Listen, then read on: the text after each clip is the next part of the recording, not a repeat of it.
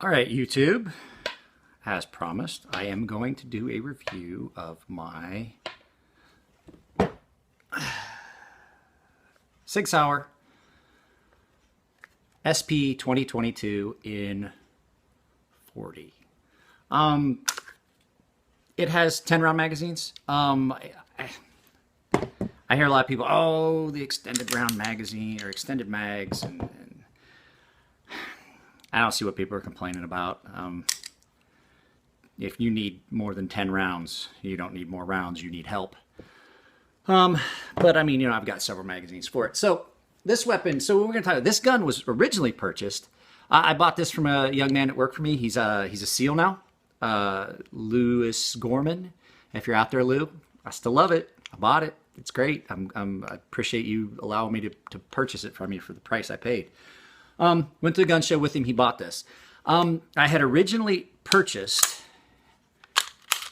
a Kimber Covert 2 1911, and then I got rid of it because not that Kimber's. I mean, it was an amazing. I paid a lot of money for it. I paid way more than I ever thought I would pay for a handgun. But the issue I had was I wanted something for home defense and for personal protection, and I couldn't get the gun to function the way I wanted to because Kimbers are really tight when they come from the factory.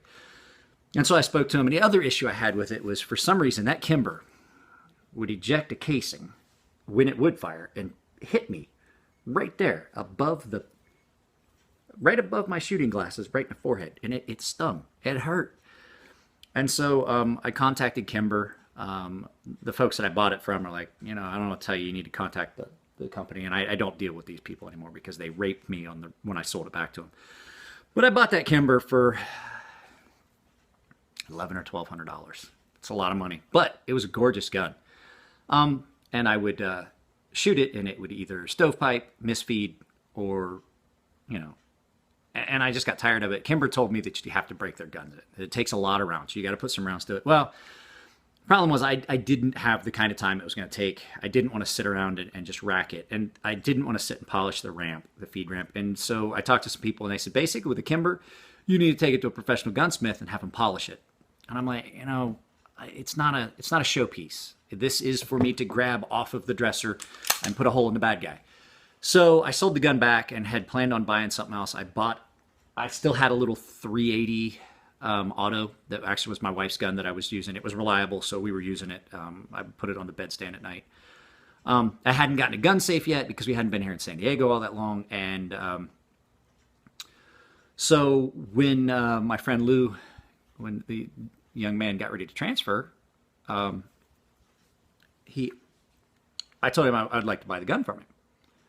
And I bought this, and it is a SP2022 Sig Pro in 40. And when I bought this from him, I also then purchased a barrel for it for 357 Sig. So if you happen to look at these magazines, if you can read it, it says 40S&W and 357 Sig.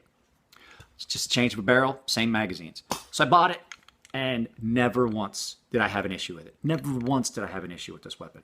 It fired the only issue I've ever had with this weapon was I have one magazine, which is now my snap cap magazine, that sometimes the follower gets stuck and it won't lock the slide to the rear. So this one doesn't go to the range with me.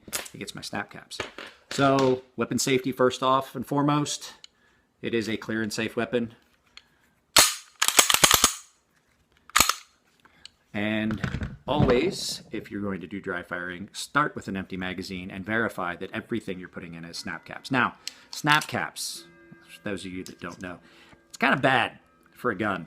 If you're firing it on an empty chamber, especially like revolvers too, on an empty cylinder, because it can allow the firing pin to over travel, and it causes damage and wear that you don't need. And so what a snap cap is, it's just a placeholder that's the same size as a regular round, and it has a little spot, and you can see where the firing pins hit it, that's rubber or plastic. And usually the rules are, I have actually just moved the magazine away. Anytime you have military rules are, if you have drill ammo out, there is no live ammo in the vicinity.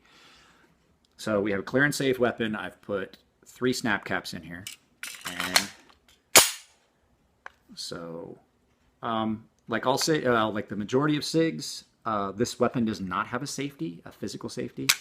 It does have a decocking lever that lets the hammer forward.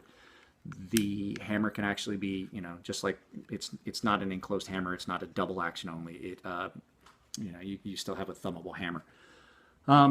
The magazine actually extends the grip. This weapon has another set of grips that are locked away, and you can actually remove this grip, slide it off, and slide another grip on. It's composite lower, steel upper, and it does have the Sig night sights, which are tritium-filled little gas cylinders with tritium gas, and they glow, and there's nothing more comforting than hearing a noise in the middle of the night and rolling over and opening one eye, and there you can see 3 little green dots. And you're like, oh, everything's be all right. Just go back to sleep.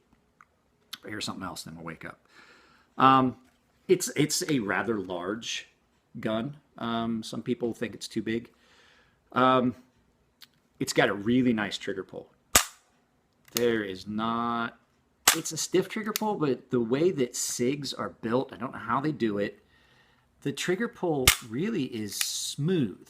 You'll have guns that have a softer trigger pull, a lighter trigger pull, that actually feel stiffer. The Beretta M11 or M9 has got less trigger pull on paper, but it feels tighter. And I don't know if it's the length of the trigger and the axis it rotates on or what, but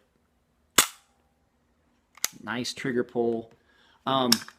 It's really comfortable. It's got that forward spot so you can go ahead and get a forward grip on it and lock it out. And it's got some, you just want to pull back on that. I prefer, yeah, slice the lease hand position.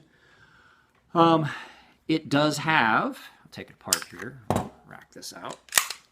It comes apart a lot like a 1911. So instead of having a pin, a takedown pin, it's this bar, which is your slide release or slide lock. When you push down on that, that whole thing goes forward. Well, that whole piece comes out. And so I'll turn this way and I'll show you how you do it. It comes apart like a lot like a 1911. It has a forward notch, just like a 1911 does.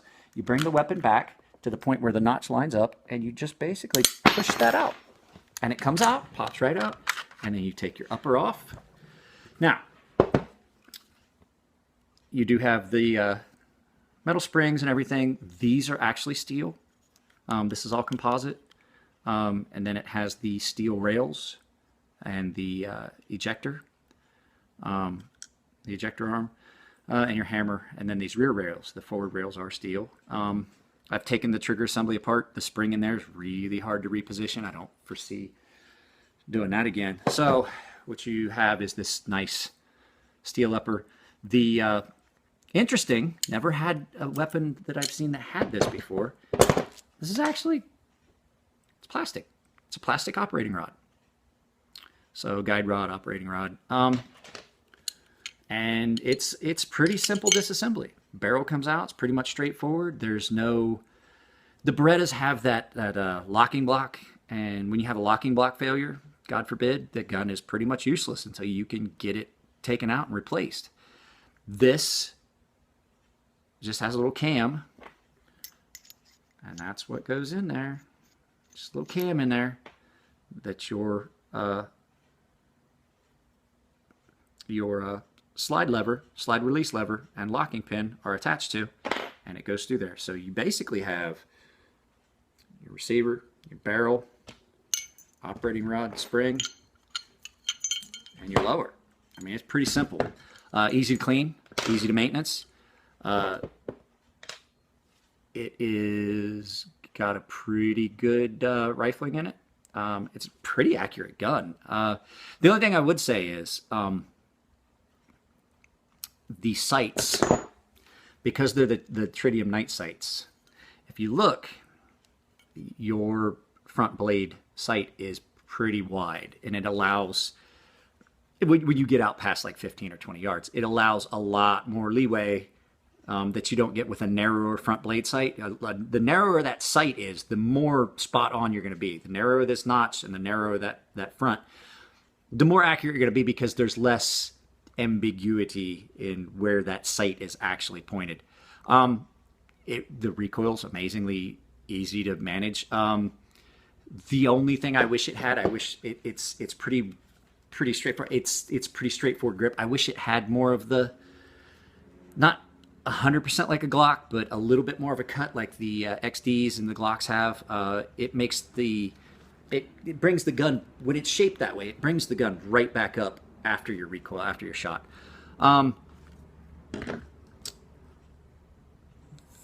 So back to the original story, I did purchase this to replace that Kimber.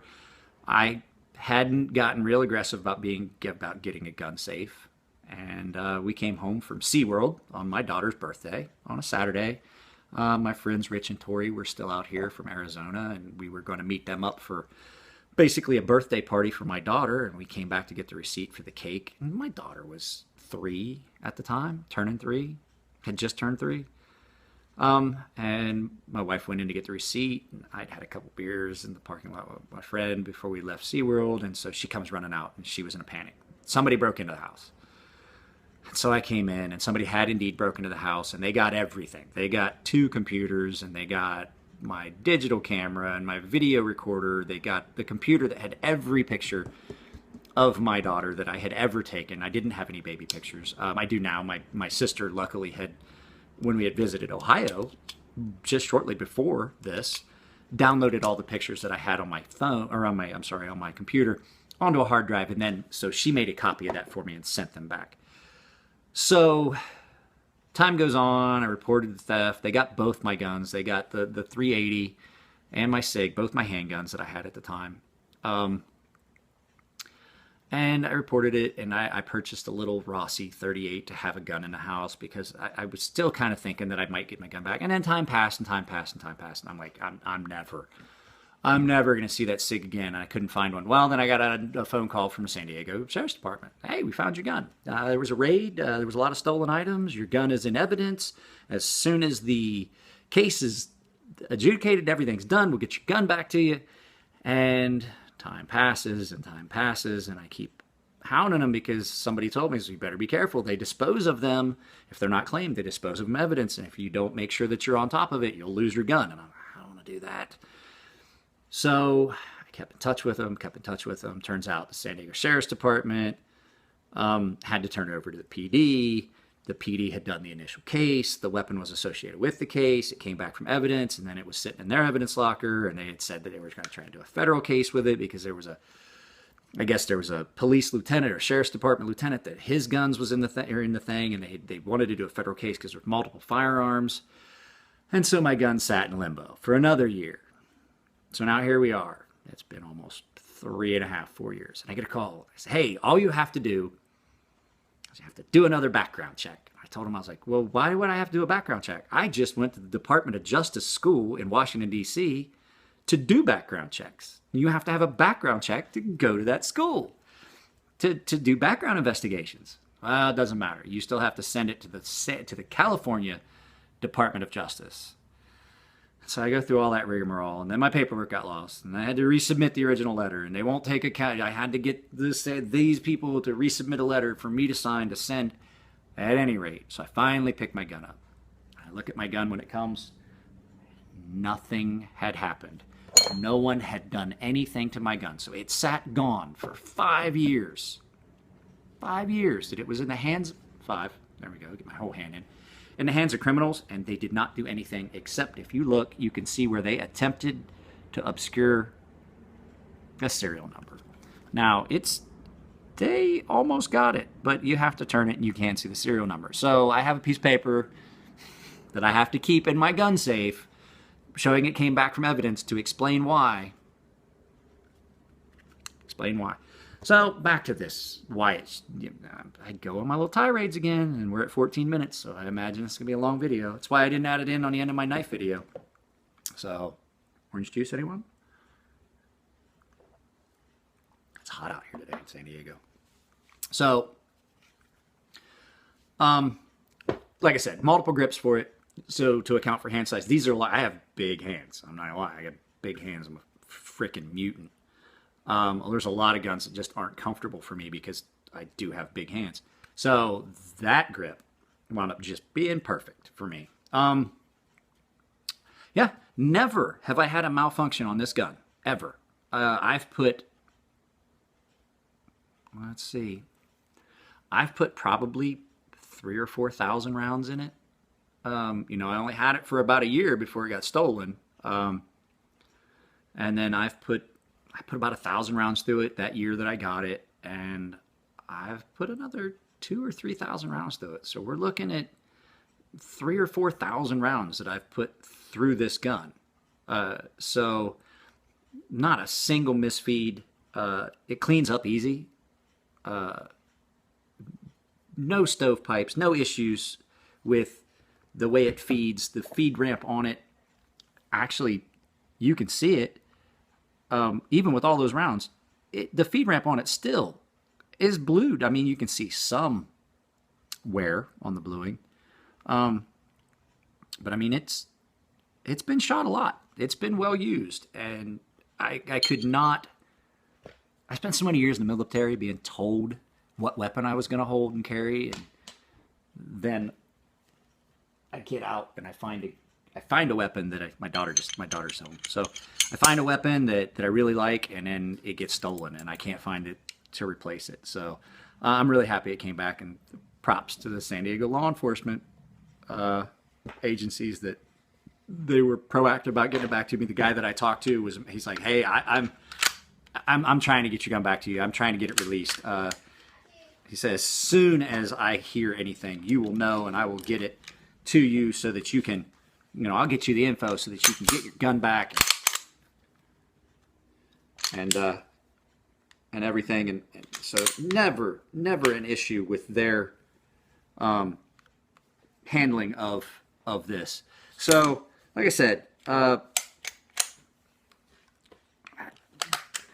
Sig Sauer knows what they're doing. They build some amazing firearms.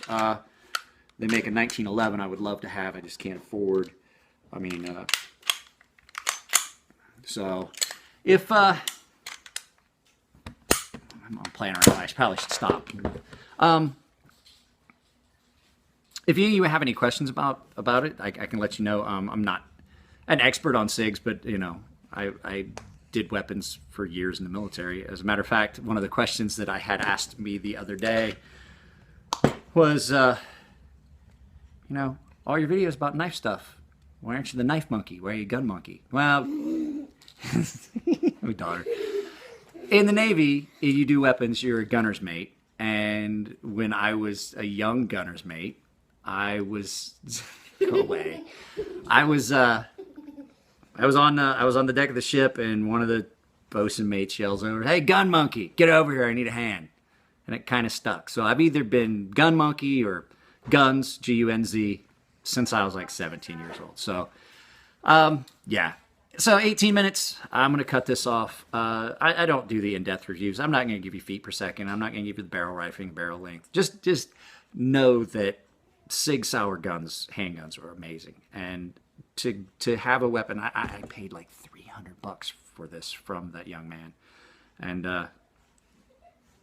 I have never had an issue with it. Meanwhile, I had a $1,100 or $1,200 Covert 2 Kimber that I couldn't get to shoot 3 rounds in a row.